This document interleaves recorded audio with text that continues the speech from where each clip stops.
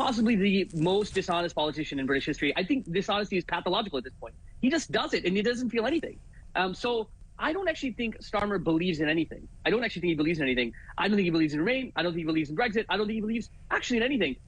Because you can see that demonstrably from when he was a Remainer, then he becomes the shadow Brexit secretary under Corbyn. He undermines, this is well documented, he undermines every single attempt at an agreement with Europe, and undermines it when Theresa May was trying to push it, when Boris Johnson was pushing it, and Corbyn was sympathetic to those agreements, but Starmer would continuously undermine them, and then pushed what he knew to be the disastrous people's vote, which would redo the Brexit vote. That was disastrous for Corbyn. 52 of the 54 seats that flipped against him in 2019 were Brexit voting seats, specifically because that was so disastrous and undemocratic. So this is a man who has nothing but pure. So when he then becomes PM, he says, okay, he abandons all his remaining, or at least rhetorically, remaining ambition. He says, okay, yeah, we're going to be full Brexit now. So if you look at even when he was running for leader of the Labour Party, he had a 10-point program. It's no exaggeration to say he abandoned every single one of those pledges, because he wouldn't have gotten elected if he didn't support renationalizing water, renationalizing rail, all these things that he had said he would do, or renationalizing, all kinds of economic policies around trade.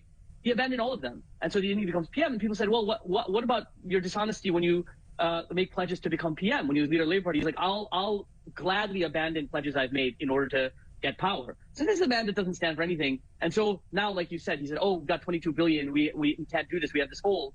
He had an excuse when he abandoned his 10-point program. So the problem is, the reason why this is the prime minister with the sharpest fall of any new elected PM in the last 50 years is precisely because nobody believes anything he's saying. So now he's about to negotiate with the Europeans, and we don't believe him. He says, oh, we won't do this. We'll respect that. We don't know what to believe, because he doesn't believe in anything, and all he knows is to be dishonest. But what is his end game? I suppose if we knew that, he's never told us any direction of travel, has he, that he hasn't U-turned on? But what could be the end game? Could it be good for Britain to have that closer tie, even though that goes against the democratic vote that Brexit was? Look, I think there are two reasons why Brexit happened, in my opinion. The first was, I think 3 reasons.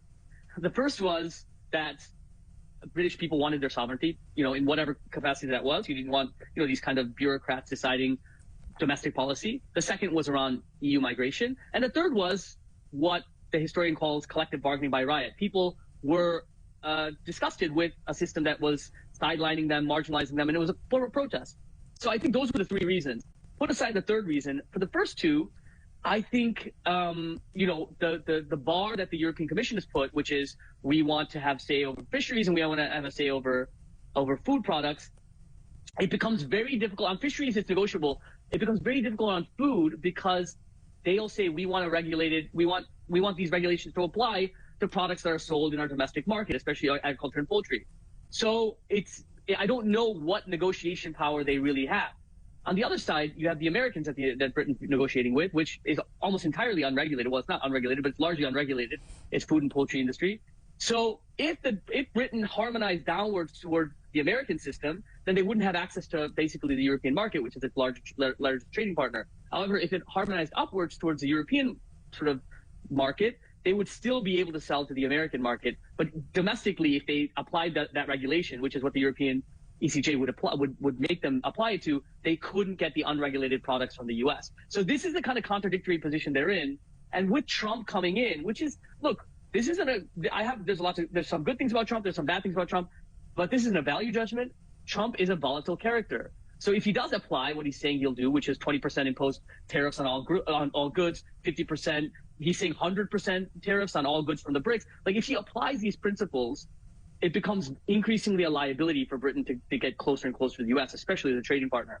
So this is the kind of, if we think of Starmer as some kind of logical actor, I'm giving him a lot of credit here, then these are the kind of these are the tensions and contradictions he's got to have to deal with. And that's what he's dealing with, especially in the renegotiation of the Trade and Cooperation Agreement, the TCA. that's coming up in 2026.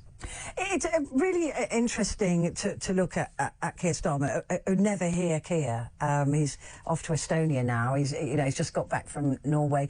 He seems to really not want to be here. It seems like as soon as he became Prime Minister, that was his private jet was going to be his home, that he was just going to take advantage of the new toys that he'd got and the new power that he'd got.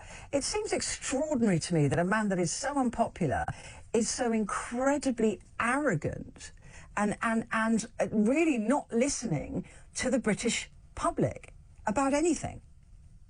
Yeah, it's quite shocking, actually. I think what you have is he's battened down the hatches. He has the same people he's had for a long time around him. Those people are yes men who are like saying, yeah, Keir, you're doing great. They don't look at the polls, but they're obsessed with the polls, actually. These are people who like are obsessed with focus groups, obsessed with the polls. They don't believe in anything. They test every single kind of program. He's had like about 7 different rollouts. None of them are memorable, like his 5 mandates, his 8 pledges, but they don't say anything. None of them are, nobody can remember them because it's like, it's platitudes. I will defend us. We believe in freedom. Tell us what you're going to do and then do those things. You have the ability to do those things. The fact that they're just whittling it all away, the fact that, they have done no new proposals really around the key questions that affect people, with young people, with universities and housing, with older people around pensions and elder care. There's no new programs. I mean, we've had, they said, 14 years of Tory rule, 13 years of Tory rule. It's been so bad. We're going to transform it. Fine. It's been bad. Well, how are you going to transform it?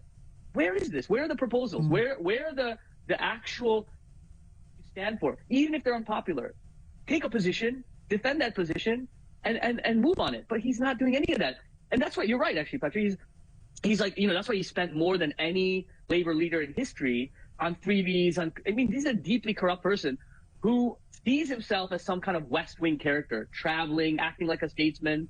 When he met the Chinese premier, they just ignored him. I mean, there was a kind of there isn't the reciprocal feeling from other people in other states.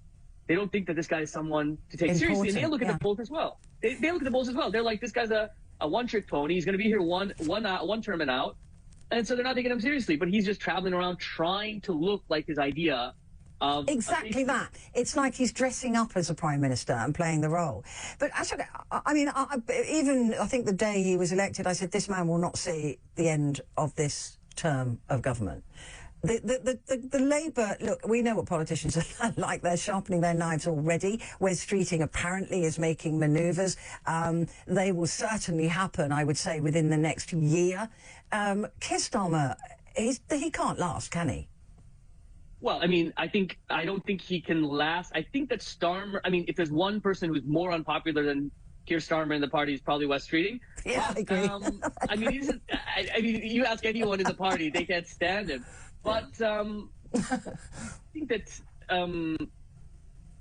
the problem is you have these people around you and you look at the kind of sharpening of knives, like you said, with other people. There isn't an ideological base that maintains them. There's not a set of principles they believe in. No. They come out of a cauldron, of a kind of primordial soup of being hostile towards the left, being hostile towards Jeremy Corbyn. Whatever you might think of Jeremy Corbyn, he stood for what he believed in, right? So it's like, he wasn't a dishonest politician. Starmer doesn't believe in anything, and he's a dishonest politician. And what that does is attract people around you who don't believe in anything. No one's like, I believe in Starmer. I'm a Starmerite. Nobody is that, right? Because it doesn't mean anything. So the minute he's quite unpopular and a coalition of people come together to upend him. And when Corbyn was the leader of the Labour Party, for example, he had multiple attacks against him, people trying to get rid of him, to upend him, but he had a core composition of people that were defending him. It was like a rampart of people who were like, if he goes down, I go down, because he stood for what they believe in. Again, whether you agree with that or not, it's a composition of people that believe in the politics and they defend it. With Starmer, the reason why he's not going to last a long time is because he stands for nothing. So if you stand for nothing, you'll fall for anything. And that's what you see happening with Starmer and the people around him. Even Angela Rayner has a very hostile and antagonistic relationship towards him. Outwardly, they go around shaking hands, kissing babies, but inwardly, it's very hostile. And so it's not a very happy environment, to say the least. Maybe that's why he's away all the time, Ashok. Yeah, possibly. Listen, it's absolutely brilliant to talk to you. It always is. Thank you so much for joining me this evening. Ashok Kumar, there, Associate Professor of Political Economy at Birkbeck University, and always a very sensible voice, in my view. Quick break, back in a second.